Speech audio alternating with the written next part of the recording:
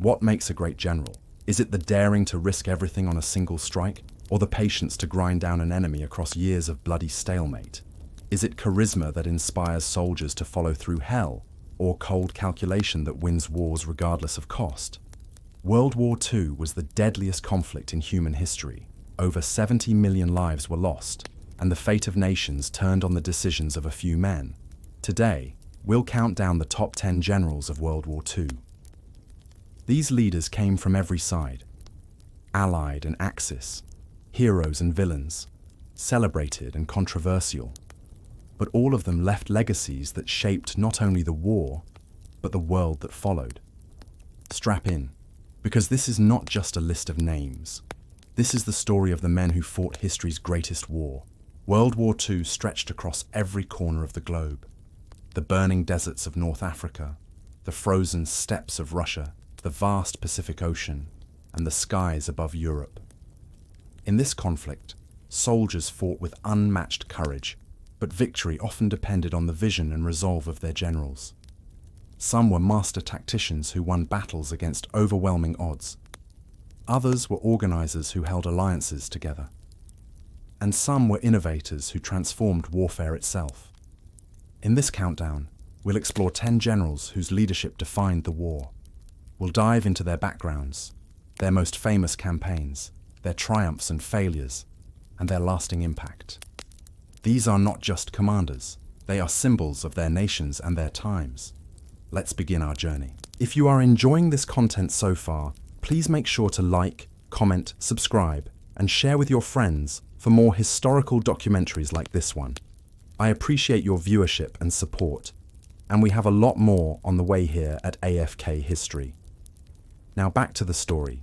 At number 10, we begin with Admiral Isoroku Yamamoto, a man whose brilliance and fate were intertwined with the rise and fall of Imperial Japan. Yamamoto was not a typical Japanese admiral.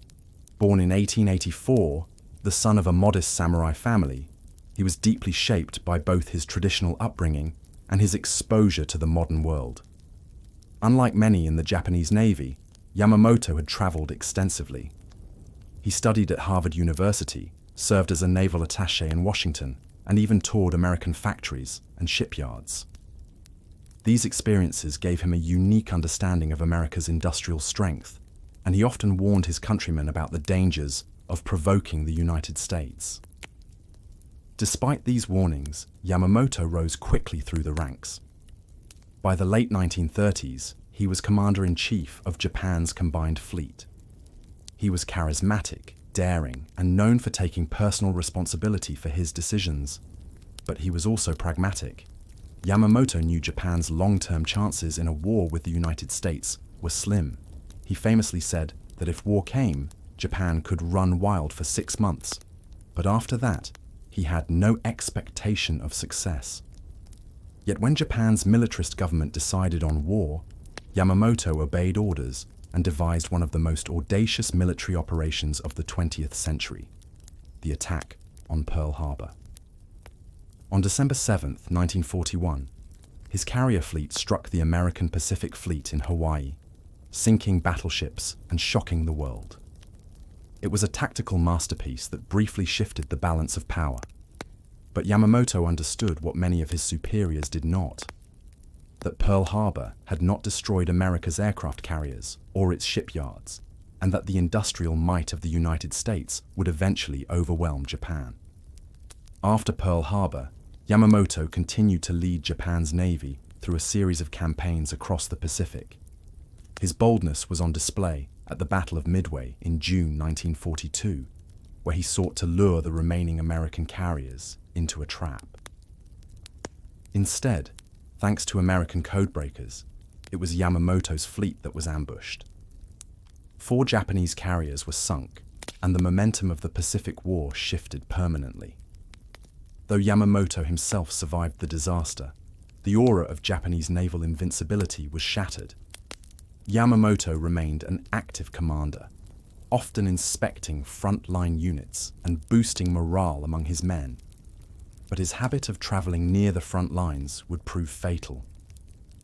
In April 1943, American intelligence intercepted his flight plans. In an operation called Vengeance, US fighter planes ambushed his transport aircraft over the Solomon Islands, killing him instantly. His death was a crushing blow to Japanese morale. Yamamoto's legacy is complex. To some, he was the architect of Japan's greatest victory, a daring strategist who proved the power of naval aviation. To others, he was a tragic figure, a man who knew Japan could not win a long war, yet who set in motion the chain of events that ensured its defeat. His story embodies the paradox of World War II generals. Brilliance in battle does not always mean victory in war.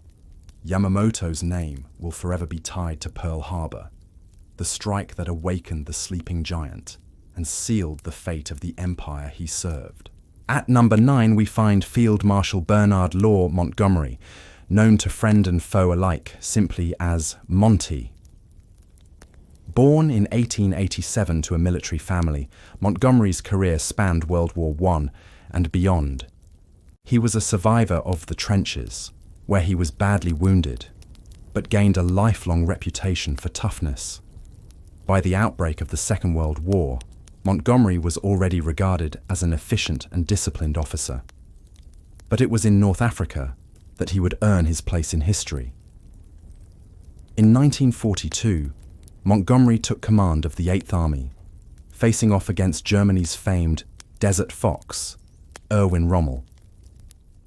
Where his predecessors had faltered, Montgomery applied a new strategy: patience, preparation, and overwhelming force. At the Second Battle of El Alamein, Montgomery launched a carefully planned offensive that smashed Rommel's lines and drove the Axis forces into retreat. Winston Churchill later declared, "Before Alamein, we never had a victory. After Alamein, we never had a defeat." Montgomery's style was not without critics. He was cautious, sometimes excessively so, refusing to advance without meticulous preparation. This frustrated his American allies, particularly General Patton, who favored speed and aggression. Yet Montgomery's methodical approach had its advantages. He rarely lost a battle once he committed to it. After North Africa, Montgomery commanded Allied ground forces during the D-Day invasion of Normandy. His leadership in the breakout from the beaches helped secure a foothold in France. However, his reputation was dented by Operation Market Garden, an ambitious airborne assault into the Netherlands that ended in disaster. Still, Montgomery remained one of Britain's most respected commanders, his cautious but steady hand guiding his men to victory. In the years after the war, Monty became a national hero, though his prickly personality and constant self-promotion sometimes irritated even his allies. His legacy remains that of a general who brought Britain from its darkest hour to its finest, proving that determination and discipline could triumph even against one of history's greatest enemies.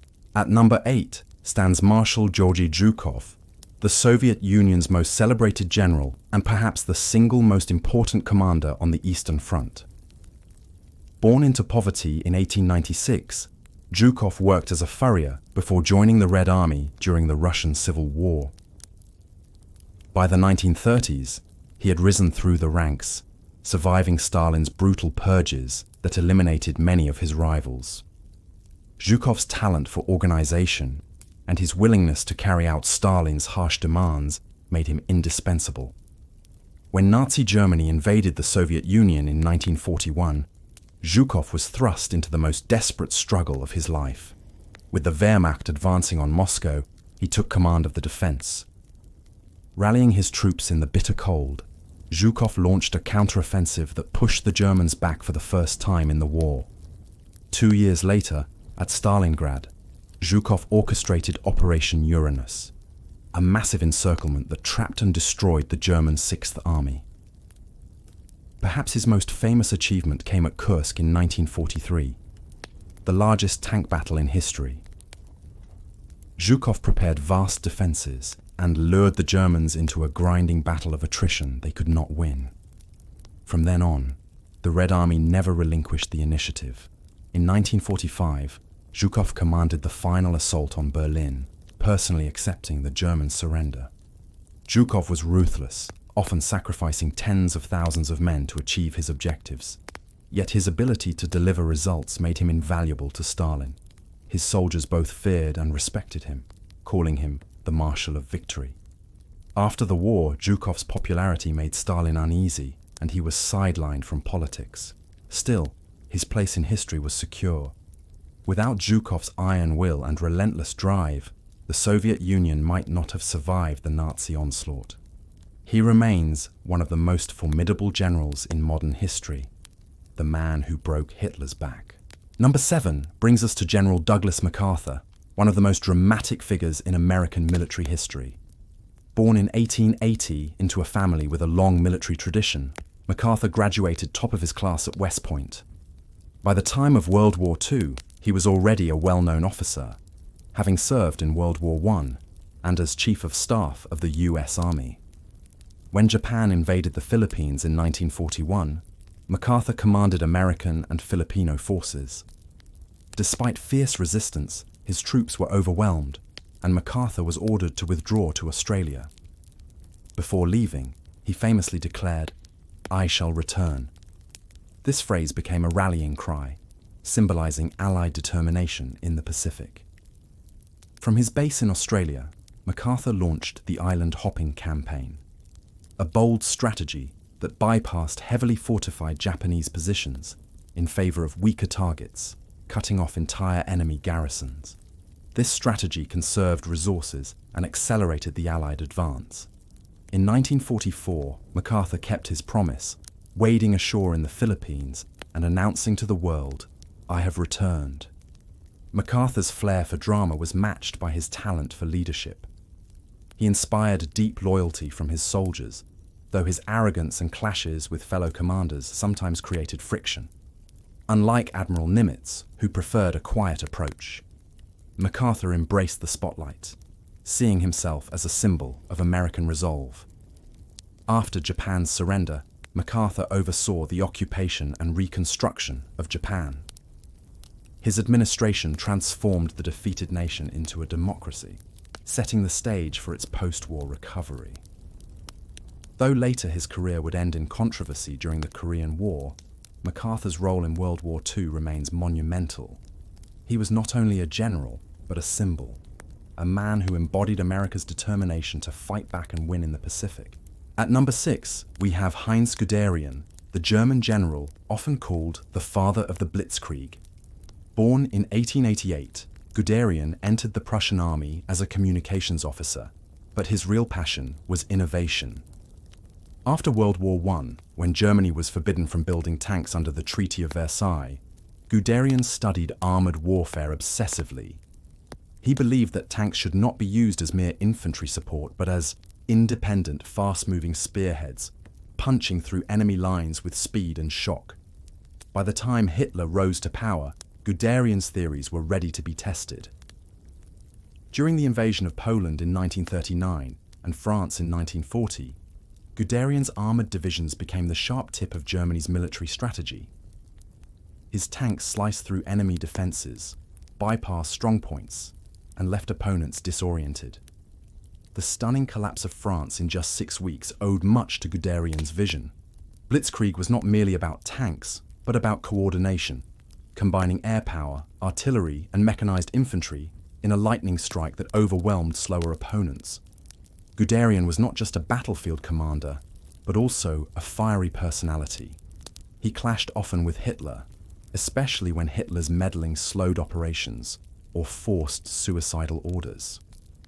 In 1941, during the invasion of the Soviet Union, Guderian's panzers advanced rapidly toward Moscow, but Hitler's insistence on diverting forces elsewhere frustrated him. The winter counteroffensive further strained their relationship, and Guderian was dismissed after refusing to carry out impossible orders. Yet Hitler could not ignore Guderian's brilliance. He was recalled in 1943 as Inspector General of Armoured Troops, tasked with rebuilding Germany's shattered panzer forces. But by then, the tide had turned. Blitzkrieg, so devastating in the early war, could no longer compensate for the overwhelming industrial might of the Allies. After the war, Guderian wrote memoirs that cemented his reputation as the intellectual architect of armored warfare. While some historians debate how much of Blitzkrieg was truly his invention, there is no doubt that he was its most effective advocate. Guderian revolutionized modern warfare, and though his cause was ultimately defeated, his ideas continue to influence military strategy to this day. At number 5, we turn to General Dwight D. Eisenhower, known to his men simply as Ike. Born in 1890 in Texas and raised in Kansas, Eisenhower came from humble beginnings. He was not a battlefield warrior in the traditional sense. In fact, he never commanded troops in direct combat. Instead, his genius lay in organization, diplomacy, and the ability to hold together an alliance of nations with competing agendas. When the United States entered World War II, Eisenhower quickly rose through the ranks thanks to his talent for planning. He was appointed Supreme Commander of the Allied Expeditionary Force in Europe, an extraordinary responsibility. Eisenhower had to balance the egos of strong-willed subordinates like Patton, Montgomery, and Bradley, while also working with political leaders like Roosevelt, Churchill, and de Gaulle. His calm temperament, steady hand, and refusal to let personal rivalries derail the mission made him indispensable. Eisenhower's first major test came with Operation Torch, the Allied invasion of North Africa in 1942. Though the campaign faced setbacks, it gave Eisenhower vital experience managing large-scale operations. His real moment of truth came in 1944 with Operation Overlord, better known as D-Day. Eisenhower coordinated the largest amphibious invasion in history, deploying hundreds of thousands of men across the beaches of Normandy. The success of D-Day was not guaranteed. The weather was uncertain, and Eisenhower even wrote a note accepting full blame if the invasion failed. But under his leadership, the Allies secured their foothold in France, beginning the liberation of Western Europe. Throughout the campaign in Europe, Eisenhower's greatest strength was his ability to manage egos and keep the Grand Alliance together. Montgomery thought he was too cautious. Patton wanted to rush headlong into Germany, and de Gaulle constantly pushed for France's independence in decision-making. Yet Eisenhower balanced them all, ensuring the Allies moved forward as one. By May 1945, Germany had surrendered, and Eisenhower was celebrated as the man who had orchestrated victory. After the war, Eisenhower's reputation as a leader and unifier propelled him into politics, eventually becoming the 34th President of the United States. But his place in history was already assured. He was not a swashbuckling general charging into battle. He was something rarer, a strategist of unity, who proved that winning a coalition war required not just firepower, but diplomacy, patience, and trust. At number 4 comes one of the most famous and controversial German generals of World War II, Field Marshal Erwin Rommel, the Desert Fox. Born in 1891, Rommel was already known in Germany for his daring exploits in World War I, where he won the Pour le Mérite, the Empire's highest military honor. By World War II, he had become a rising star in Hitler's army, admired for his boldness and flair. Rommel gained international fame as commander of the Afrika Korps in North Africa. Facing British and Commonwealth forces, often with fewer men and supplies, Rommel repeatedly outmaneuvered his opponents. His lightning strikes, surprise attacks, and ability to adapt quickly earned him the nickname Desert Fox. For a time, Rommel seemed unstoppable, pushing the British back hundreds of miles and threatening Egypt. His victories made him a hero not only in Germany, but also respected, albeit grudgingly, by his enemies. But Rommel's brilliance also had limits. His supply lines stretched thin across the desert, and once the Allies brought superior resources and intelligence, especially thanks to cracking German codes, Rommel's luck ran out. The decisive defeat came at El Alamein in 1942, where Montgomery's carefully prepared offensive shattered Rommel's army. Back in Europe, Rommel was given command of German defences in France, tasked with preparing for the Allied invasion. Here he argued for strong coastal defences, realising that once the Allies gained a foothold, Germany could not push them out. On D-Day, his warnings proved correct. The Atlantic Wall was breached, and the Germans were unable to recover. Rommel's story ended tragically. Though he served Hitler, he was not a committed Nazi and became involved in discussions about removing Hitler from power. When his role in the July 20th plot to assassinate Hitler was uncovered, Rommel was given a choice: face public trial and endanger his family, or commit suicide quietly. He chose the latter, dying in 1944. Rommel remains a figure of debate. Some see him as an honourable soldier caught in a dishonourable cause. Others argue that his reputation has been overly romanticised. What cannot be denied is his military brilliance, a general whose daring manoeuvres and relentless drive made him one of the most famous commanders of the war. At number 3, we meet General George S. Patton, bold, brash, and unforgettable. Born in 1885, Patton grew up obsessed with military history, seeing himself as a reincarnation of ancient warriors. He competed in the 1912 Olympics, mastered tank warfare in World War I, and by World War II, he was already regarded as one of America's most aggressive and flamboyant commanders. Patton was a paradox, deeply religious, yet prone to profanity. An aristocrat with old-world manners, yet ruthless in battle. Beloved by his soldiers, yet constantly in trouble with his superiors. His leadership style was uncompromising. He demanded discipline and toughness, and in return, he led from the front, sharing his men's hardships. In North Africa, Patton restored morale after early American defeats, reorganizing and inspiring the US Army. In Sicily, his rapid advance outpaced his allies, though his rivalry with Montgomery created constant tension. Controversy nearly ended his career when he slapped 2 soldiers suffering from combat fatigue, an incident that caused public outrage. But the Allies could not afford to lose him. Patton's finest hour came in 1944, during the Battle of the Bulge. When German forces launched a surprise offensive in the Ardennes, Patton performed one of the most remarkable maneuvers of the war, pivoting his entire army north within days to relieve the besieged town of Bastogne.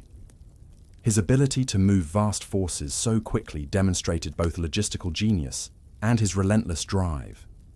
Patton believed in speed, aggression, and taking the fight to the enemy. He famously declared, "Nobody ever defended anything successfully. There is only attack, and attack, and attack, some more." His tanks rolled deep into Germany, and though the war ended before he could drive into Berlin, his reputation as America's most aggressive general was cemented. Tragically, Patton's life ended just months after the war, when he was injured in a car accident and died in December 1945. Yet his legend endured. To this day, Patton is remembered as the warrior general, flawed, fiery, but utterly fearless. He embodied the raw aggression and fighting spirit that helped the Allies win the war. At number 2 stands Admiral Chester W. Nimitz, the quiet genius behind America's naval victory in the Pacific. Born in Texas in 1885, Nimitz was not a man of flamboyance or drama. Unlike MacArthur, he avoided the spotlight. Instead, he was calm, pragmatic, and deeply respected by those who served under him. When Pearl Harbor was attacked in 1941, the US Navy was reeling. Nimitz was appointed Commander-in-Chief of the Pacific Fleet, tasked with turning disaster into victory. He quickly restored morale, reorganized forces, and prepared to take the offensive. Nimitz's defining moment came at the Battle of Midway in June 1942. Using intelligence gained from broken Japanese codes, he set a trap for the Japanese fleet. In a stunning reversal, US aircraft sank 4 Japanese carriers, crippling Japan's naval power. Midway turned the tide of the Pacific War, and it was Nimitz's calm decision-making that made it possible.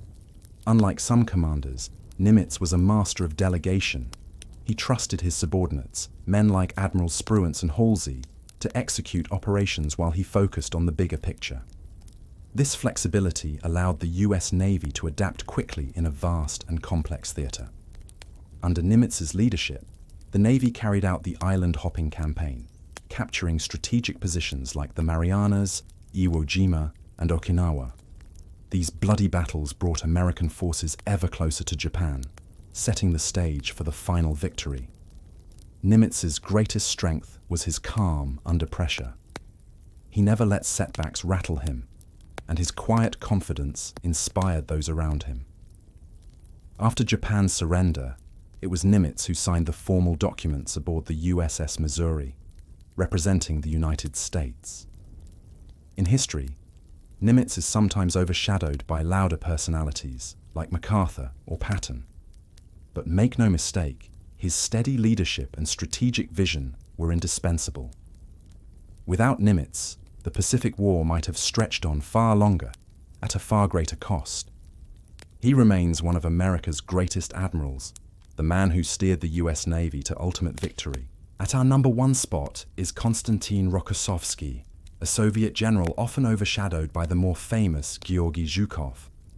However, Rokossovsky's brilliance on the battlefield, his role in key battles like Kursk and Bagration, and his resilience make him one of the most underrated military minds of World War II.